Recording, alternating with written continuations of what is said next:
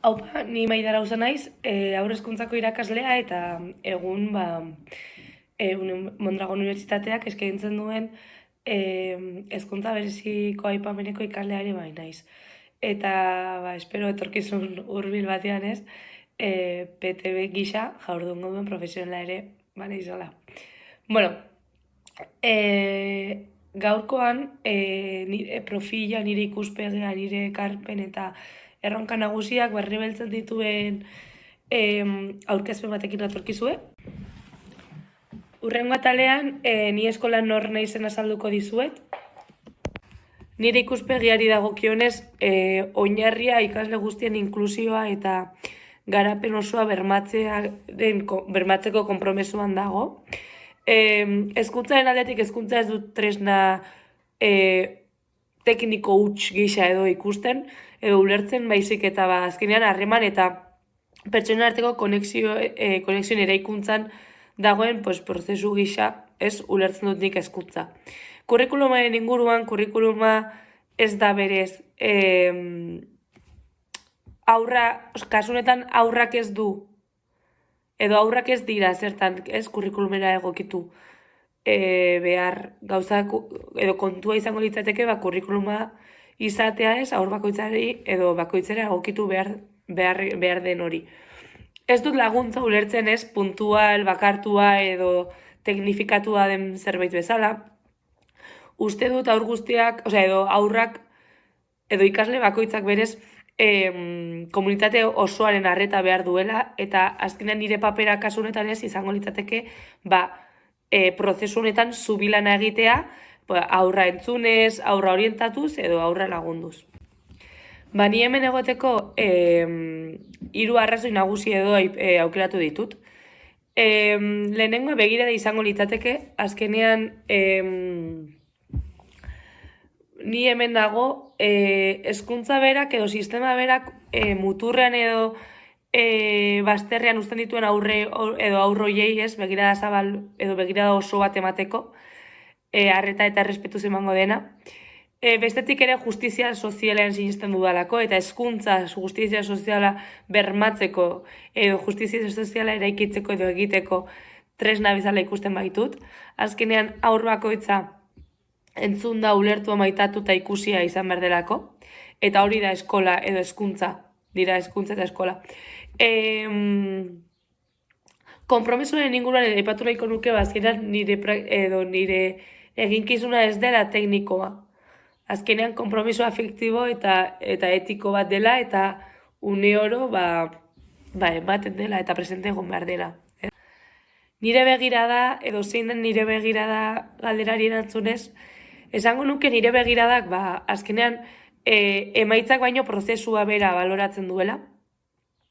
Eta gero ere begirada segurua dudala edo segurtasuna eskaintzen duen edo transmititzen duen begirada dudala.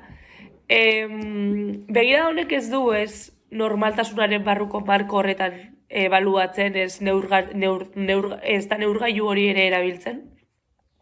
Badakidelako aurraren garapena ez dela ez lineala eta ezin dela ez da ere ez aurrekusi. Orduan horregatik nire begirada malgua eta entzuten dakien ez begirada bat dela esango nuke. Nire apostua lauako ezberdinetan banatu dut.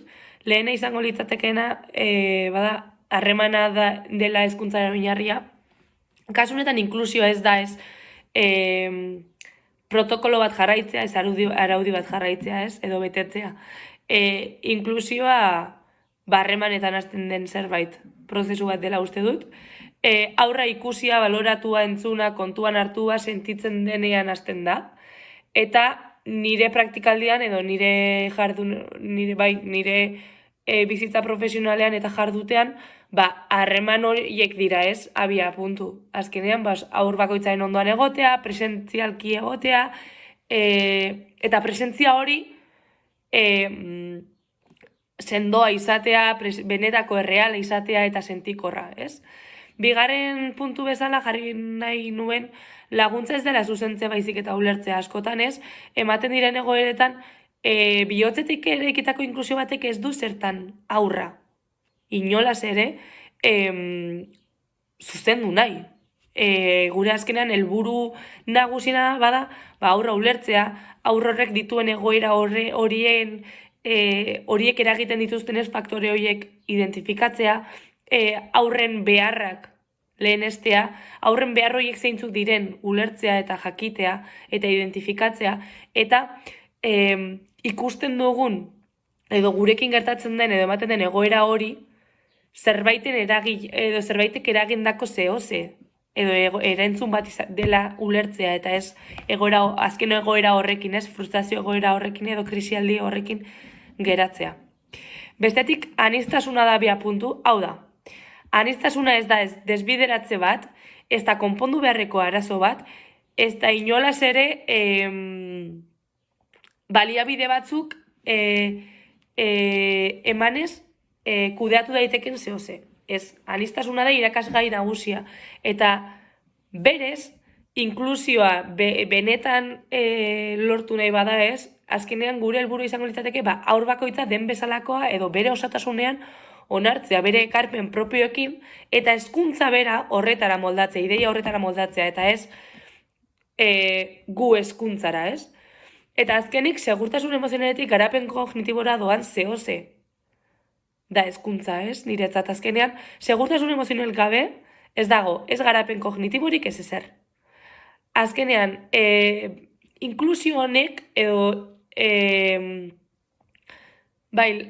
jarri beharko luke edo lehen etxi beharko luke edo lehen lehorregoan jarri beharko lukeen kontzeptua da segurtasun emozionala, haur batek segurtasun emozionalik ez badu, haur hori ez dago garapen kognitibora pasatzeko prest. Hau da, ez dago ez ikaskuntza esanguratsu bat emateko prest, ezin da hor egon, ez dagolako bere ongizatea bermatuta, ez? Orduan, hori bada nire apustuetako bat beste bat ere, azkenean garapenik, ez dagoela garapenik ongizaterik gabe. Eta lehenengo lerroa segurtasun emozionala izan behar. Nire motivazioak edo azkenean egunez egun profesional gisa jarduten dudanean eskoletan eta aurrek niri transmititu zizkidaten hainbat kontzeptu edo azaldu nahiko nituzke. Azkenean hori egunean olako detaile txikietan bilatzen baitut nire motivazioa, ez? Batetik, aipatu nahiko nuke, aurren begiradan edo begiradetan sentitzen dudan konfiantza, harreman, beraiekin sortu dituzan, edo prozesuan ikusi ditudan askunde, aldaketa, harremanak eta bar, tentsio eta gatazka goeretan, azkenean, empatiaz erantzuteko, empatiaz erantzun eta azkenean, erdigun emozionala babesteko dudan gaitasun hori edo, eta hori eskertu izana. Eta azkenik, aurrek ni entzute eta nik haiek entzute. Azkenean hor, entzute sano bat ematen baldin bada, aurrak benetan entzuten bazaitu, eta aurrak gero hori zuri transmititu aldizu. Eta hori bada nire motivazioetako bat, ere. Erronkekin abiatuz, 4 jarri ditut. Eskaloika doaz, guztiak haien artean bastante relazio dute, baina, tira. Inertziekin hasteko hezkuntza sistemak dituen inertzia gainditzearekin, ez? Edo gainditzea izango litzateke lehenengo erronka. Azkenean, dugun estruktura marko dena delako hori, ez? Finko dagoen hori, malguago bihurtzea, azkenean malgutasuna finkotasun horrek mugatua, ez? Du. Orduan azkenean, sistema berak duen finkotasun edo kuadrikula horretatik ere ateratzeko erronka dagoela eta erronka onartzen dut, ez? Ikusezintasunaren inguruan, gure rolak ez duen ikusezintasun hori aipatu nahiko nuke, azkenean askotan ez dakit, bigarren maila bateko profesional gisa edo ikusiak gara, eta benetan hori desereiki beharreko ideia bat edo aurreiritzi bat dela uste dut. Azkenean eragile pedagogiko oso garrantzitsuak gara. Eta hori aitortzea ez izango litzateke nire erronka, bestetako erronka bat. Gero, nire eskola inguruan, hezkuntza inguruan eta bar, irakasleen arteko lankidetza horizontalagoa eta sistematikoagoa, bihurtzea ez, izango litzateke hirugarrena, eta azkenik, hezkuntza komunitatean artean komunikazioa ongi gauzatzea. Hau da, irakasle, ikasle, profesional guztien, familien artean, aurren arteko komunikazio osasuntsu bat. Oraingo atal honetan nire profesional edo eskola inklusiboaren parte den profesional edo profesionalki jardungo duen profil hau edo azalduko dizuen. Horretarako lehenik eta behin eskola inklusiboan laguntza niretzat zer denez azaldu nahiko nizueke. Gehien bat nire rola, ustet, ez dela gabeziak ez arazoa konpontzea, ez? Baizik eta aukera espazioak sortzea. Hau da, nik uste eskola prozesu batek ez duela, ez? Laguntza aparteko zerbait ezala, ez? Jasotzen edo antolatzen. Azkenean ikaskuntza prozesuan, ikaskuntza prozesua beraren ez parte gisa integratzen du laguntza.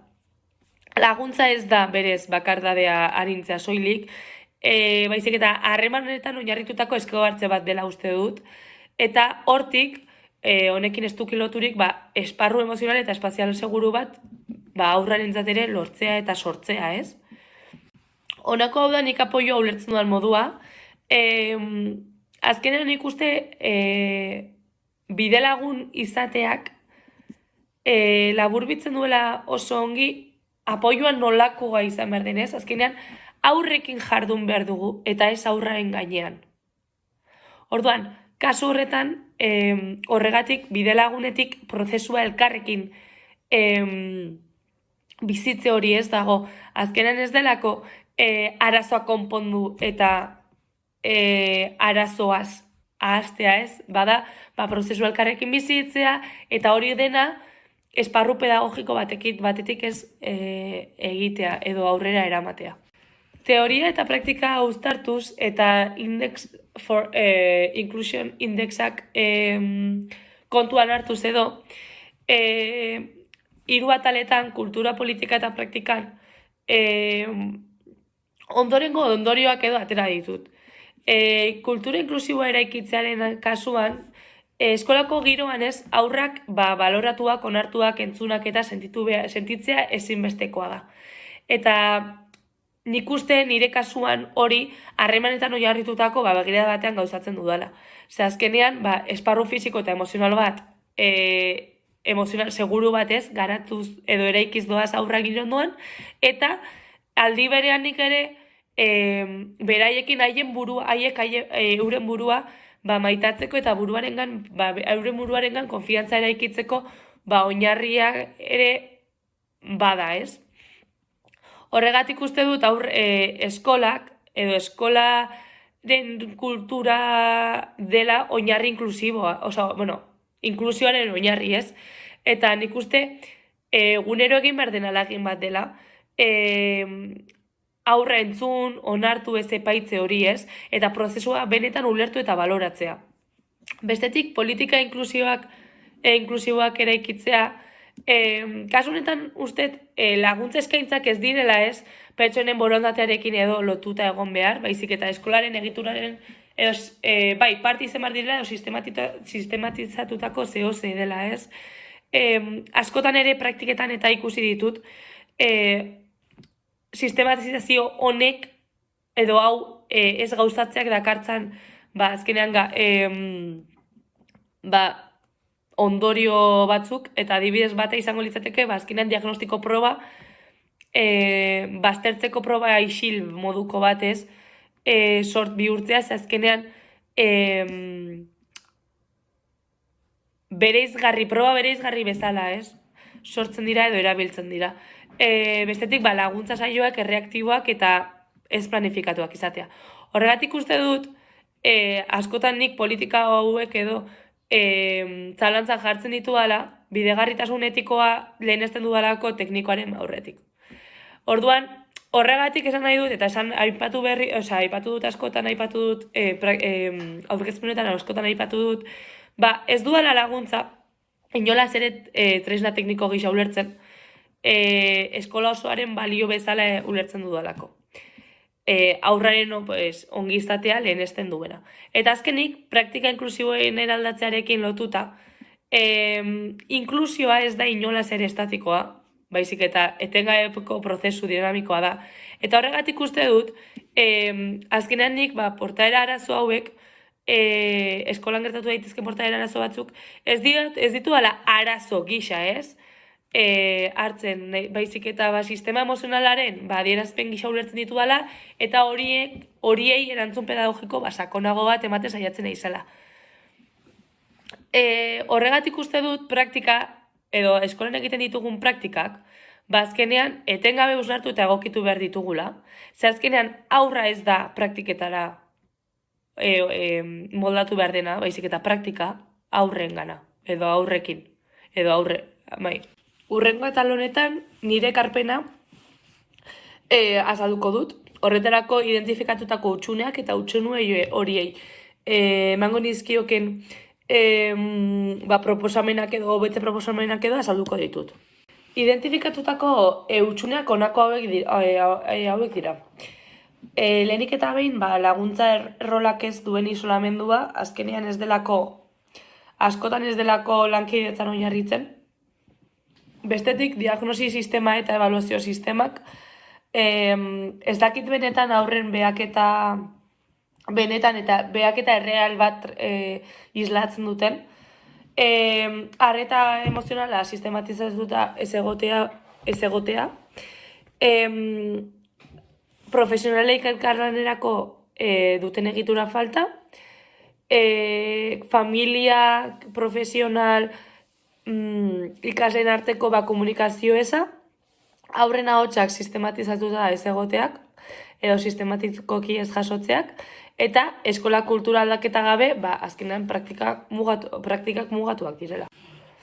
Aipatu berri ditudan identifikatutako hutsune hauei aurre egiteko edo, nik hobetze proposamen, edo ondoko hobetze proposamen hauek ere egingo nituzke, azkenean lankidetza ereduetarako antolaketa, bazkidean irakaskuntza edo lankidetza planifikatuak eskaintzea, gero aurrei ebaluazio ezigarri dinamiko eta parte hartzaile bat eskaintzea, elkarrekiko konfiantzazko komunikazio bat sortzeko saioak egitea, azkenean ez dakit, eskolako espazio batean, ostegunero, adibidez, kafe saioak egitea, eta bertara familiak, irakasleak eta bakoitzak bere pertsonetik ez, sentitzen dituen gaiak edo ateratzea eta haietaz mintzatzea. Denbora inklusiboa eta egituratua bermatzea, hau da, sistematikoki kurtsu hasieratik bukaeraraino informazioa transmititzeko ez, saioak eta antolatzea, bai PT, AL, hezkuntza bereziko profesionalek eta tutorek edo eta espezialisten arteko azkenean informazio truke hori ez benetan bermatzea. Aurren parte hartze aktiboa, lehenestea, eskola ongizate emozionala ardatz pedagogiko gisa izatea, eta eskola komunitatean azkenean kultura inklusibo bat bermatzea, eta aldaketa hori errotik ematea, sustraietatik ematea. Aurkezpenaren azken atalarekin hasteko, nire erronka eta konpromesuak, gaur egun nik planteatzen ditudan, neure buruari planteatzen dizkiodan erronkak eta konpromesuekin hasiko naiz. Zer eskaintzen dudan nik? Entzuteaz edo entzuten duen eta empatia transmititzen duen begirada zabal bat daukadala esango nuke. Aurrak erdigunean jartzeko konpromiso irmoa ere, badudala. Beste irakasleekin, azkenean lankidetza eraikitzailea badut, eta horren alde egiten dut apustu. Aurraren ahotsa entzun dadin lan egiteko jarrera dut, eta gero krisi eta blokeo goeretan, azkenean lasaitasuna eta egonkortasuna transmititzeko gaitasuna ere. Azkenik hauexek dira, nik gaur egun neure buruari edo jartzen dizkidan edo onartuko ditudan konpromesuak. Une oro espazio seguruak edo sortzeko lan egitea, bai emozionalki, bai fizikoki, egunero uneoro aurren eskubideak betetzen direla bermatzea, aurrak defendatzea beraien nahi beldur eta motivazioekin, nagoen zentro guztietan, edo lan egingo duan, edo profesionalki gisa jardungo duan zentro guztietan hausnarketa kolektiboa bultzatzea, eta azkenik, aurra bera, eta bere lekua garapen prozesua eta errespetatua izatea, eta aurre hezkuntza sistemaren ardatz bihurtzeko lan egitea. Bueno, hau izan da dena, espero gustatu izana, eta hurrengora arte.